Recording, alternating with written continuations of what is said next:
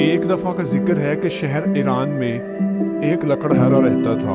وہ بہت ہی غریب تھا، لکڑیاں بیچ کر اپنا اور اپنے بال بچوں کا گزارا کیا کرتا تھا۔ لکڑہارے کی 3 لڑکیاں تھیں جن سے وہ بے پناہ محبت کرتا تھا۔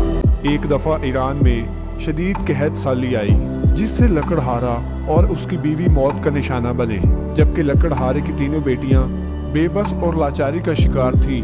شدید بھوک کی وجہ سے وہ تینوں بہنیں ہاتھ پھیلانے پر مجبور ہو گئی۔ ایک دن مصر کا بادشاہ ایران دورے پر آیا۔ تینوں لڑکیوں کی حالت زار مصر کے بادشاہ کے کان میں پڑی۔ بادشاہ بہت ظالم تھا۔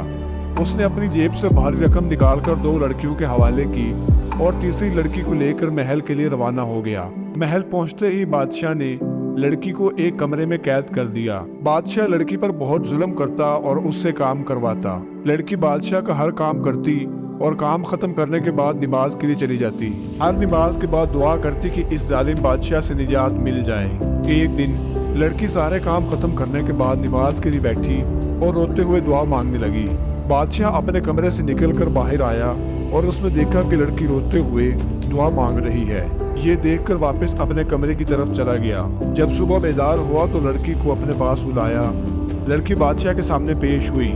بادشاہ لڑکی سے کہنے لگا، آج سے تم آزاد ہو، اب تم جہاں چاہو جا سکتی۔